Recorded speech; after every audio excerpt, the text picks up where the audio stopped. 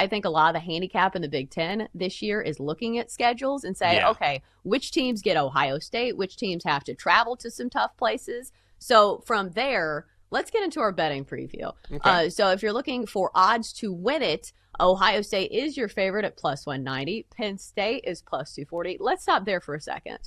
Did it surprise you that Ohio State has shorter odds than Penn State?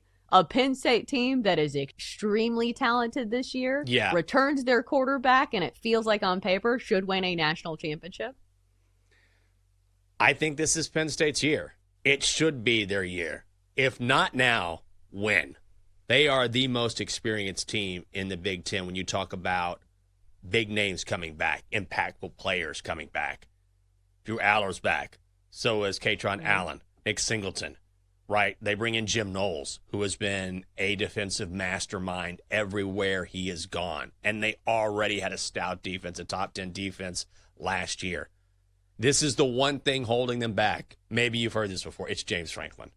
Can he take the most talented team, this experienced group of guys who have all the talent to win it all, and finally get over the top? As a favorite, Penn State is 34-2. As an underdog, they're 0-6. So when they're favored to win, they get it done. But if they face a team that on paper is slightly better, they just can't get over the hump. But this has to be the year for Penn State. I think Ohio State is a little bit overvalued here just because it's Ohio State, because of the defending national champions. This has to be the year for the Nittany Lions. If they don't get it done this year, it's going to be another long wait. Yeah, absolutely. But I would say I have more confidence in betting them to win the Big Ten than maybe the national championship, because I will say their schedule lines up pretty well. CBS Sports ranks them as having the 16th toughest schedule in the Big Ten out of 18 teams, which is, too long to read. It is one of the easiest schedules, as opposed to Ohio State has the third hardest, because obviously Ohio State has that non-conference game to start the year against Texas that is a very tough one, even though it's a home game. So I think at plus 240, Penn State, that's the bet that I like the most. That or the win total, 10.5. Yeah, I think that's a good bet. At plus 240, I don't mind Penn State. Don't they have to win it this year? Don't they just don't have to? I mean, they don't have to. I mean, they really don't have to. It just, when you look at them, you think of how they finished the season and how close they were, and it's another year of experience, and they bring so many guys back. They upgraded at receiver, in the portal. And by the way, we were talking about LeVar Arrington II. I'm not saying he's going to have a huge impact this year, but it's just crazy to think about, wearing his dad's old number, 11. And so he's a freshman on the team, which, oh my God, that makes me feel so old, talking about LeVar Arrington II. But we've heard a lot of people who are very close to the sport, who follow sport closely, and a lot of them say it has to be Penn State. And I think it does. Plus 240 isn't the best odds, but I would definitely take the Nittany Lions over the Buckeyes. Do you think a team from the Big Ten wins the national championship? I mean, it's certainly possible. I think it's going to be Texas. I think it might be Clemson, too. I honestly, I would bet on Texas. I would bet on Clemson. Or maybe Penn State.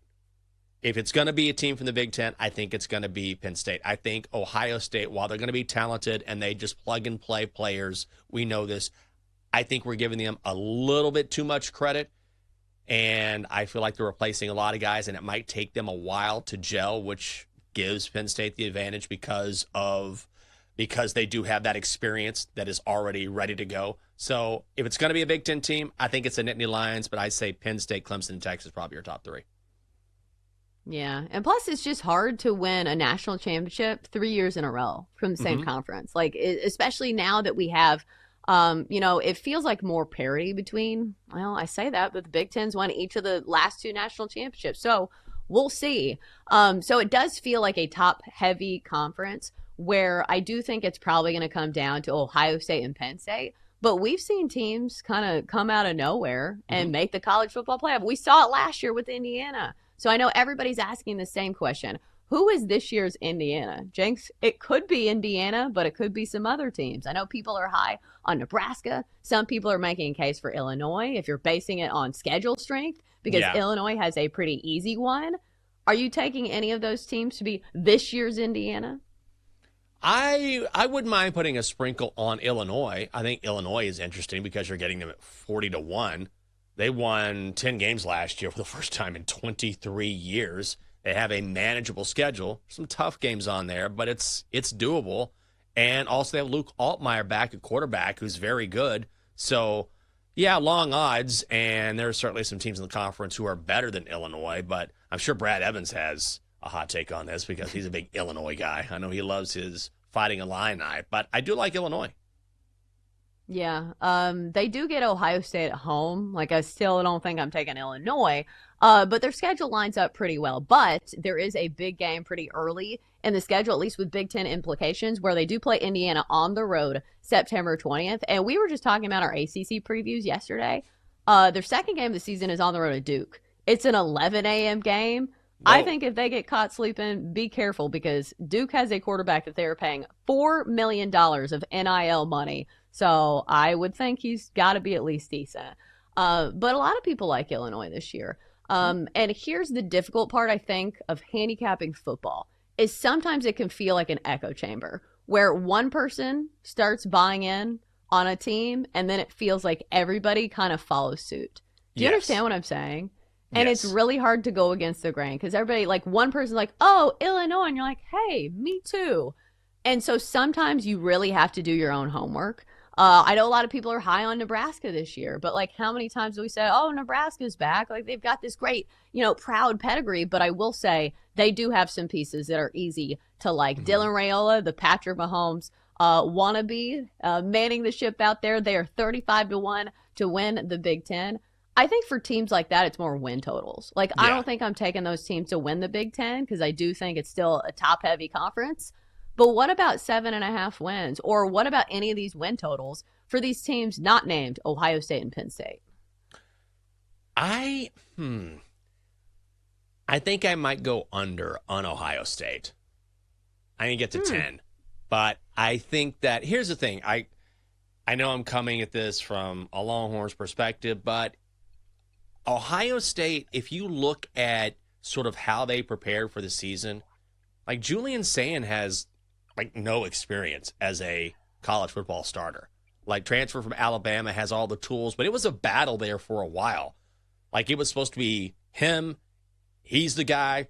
We don't have to worry about it. He's our quarterback. There was a battle in camp before they finally decided, okay, it's Julian Sayin. Also, Ryan Day, what was it, a week and a half ago, said they're still trying to figure out the offensive line.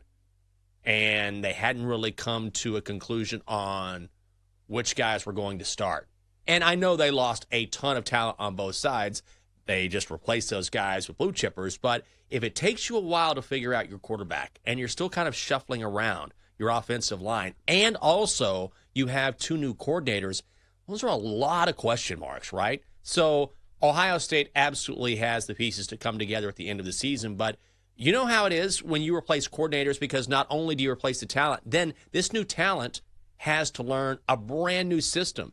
And a lot of times you see a quarterback who has been in a system for 1, 2, 3 years, and they become better just because they're more familiar with the system. Same thing on the defensive side of the football. So I think because of that, I think there could be a couple games where the Buckeyes let down just because there are just so many new parts, not just on the field, but on the coaching staff. Right. And I think when your top two players are receivers, as luxurious as that is, you still need a quarterback to throw to them. So, like, Yeah. if your quarterback is not effective, it kind of cancels out some of the effectiveness of top-tier receivers. So we'll see how that plays out for Ohio State. As far as win totals go, I think Indiana's, maybe you could make a case for the over there. It's set at 8.5. I believe, 8.5. I was just looking at their schedule. They, again, have a pretty easy schedule. It's not as easy as it was last year. But I think their tough ones are going to be on the road at Iowa. That's a tough place to play. On the road at Oregon. Those two games are back-to-back. I'm counting those as losses. They're going to lose to Penn State on the road. But other than that, it's Old Dominion, Kennesaw State, Indiana State. They get Illinois at home, Michigan State at home, UCLA at home, on the road at Maryland, go to Penn State, that's a loss, Wisconsin at home, and then Purdue. So I think there's 9 wins in there. I think it's exactly 9. I think Indiana's going to win 9 games. God. That schedule is nice.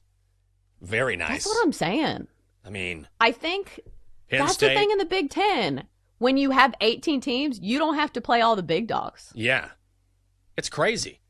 Probably take a loss to Kennesaw State, Indiana State. Like, God, that schedule is nothing. By virtue of schedule alone, I think I put a sprinkle on that. That's wild.